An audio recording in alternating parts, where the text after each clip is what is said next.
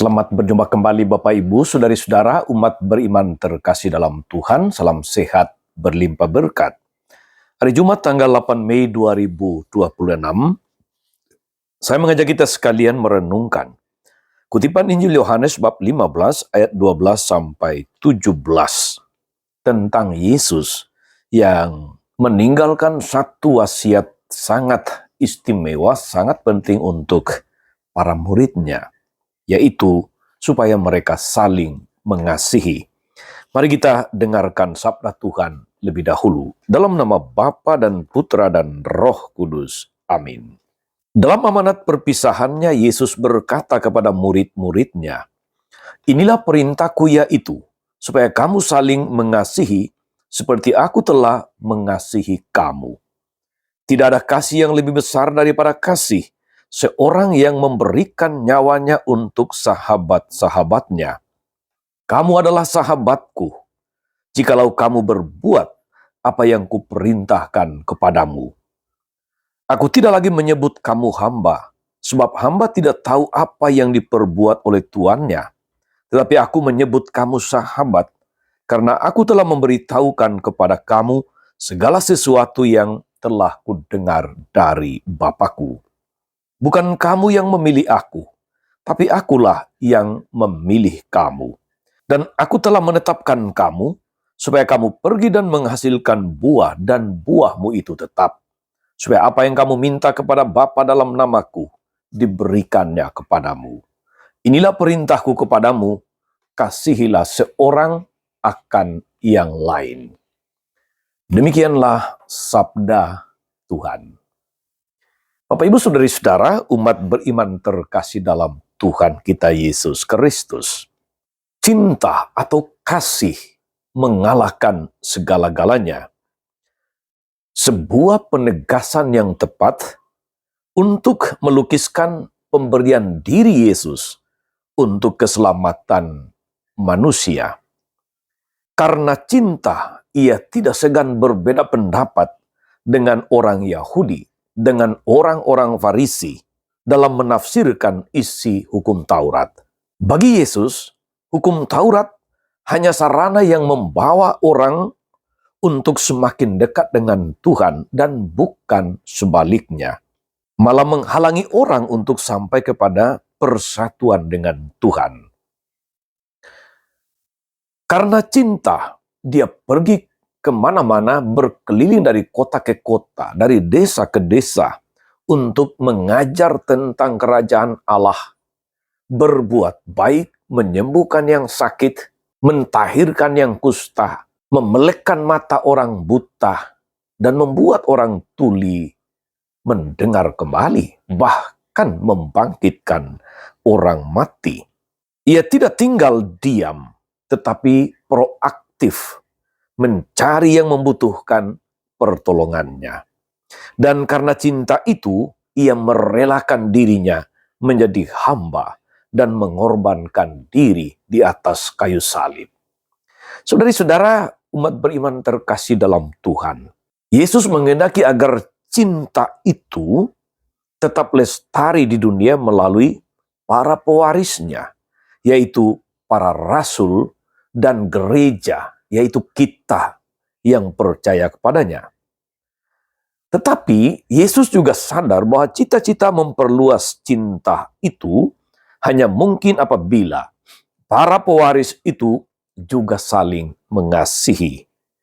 Karena itu Yesus menyampaikan perintah supaya mereka saling mengasihi dengan mengambil pola dan model cintanya sendiri.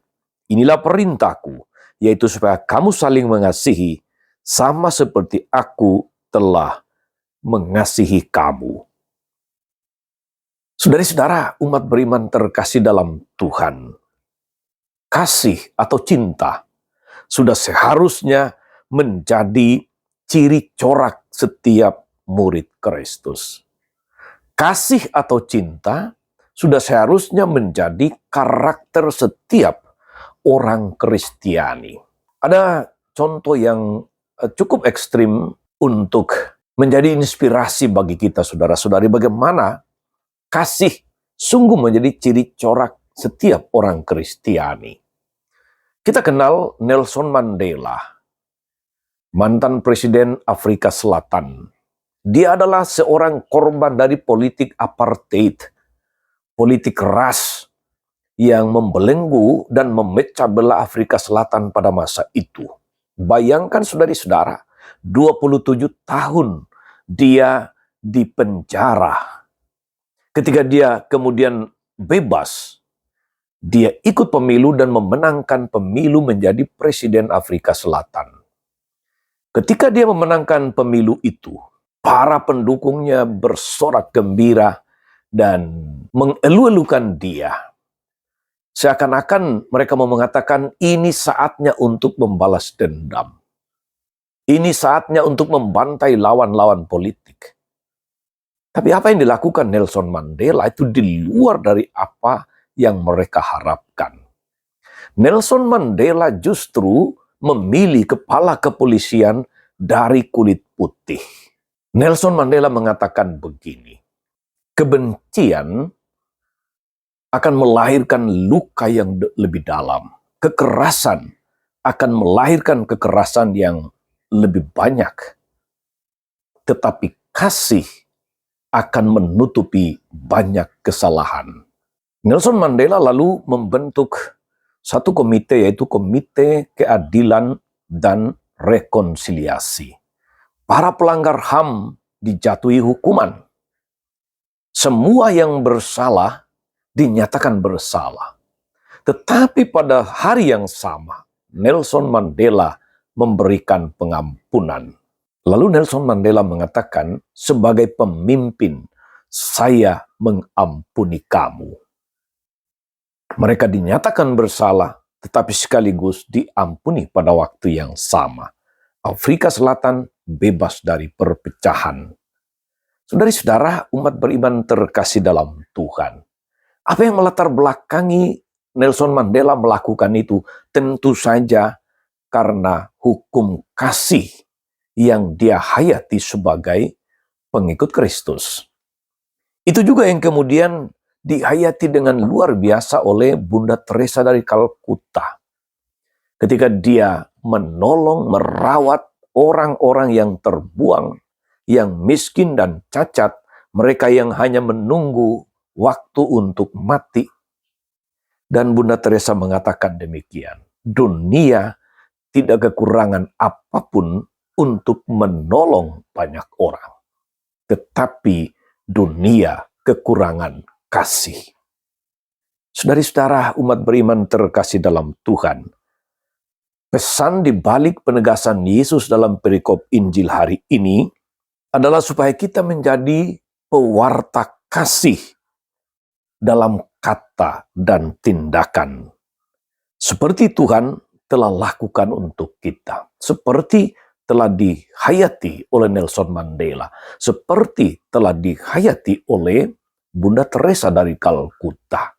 Moga-moga saudari-saudara kita mampu menghadirkan ciri corak pengikut Kristus dalam menghayati kasih itu di tengah dunia. Tuhan Yesus memberkati kita semua. Amin.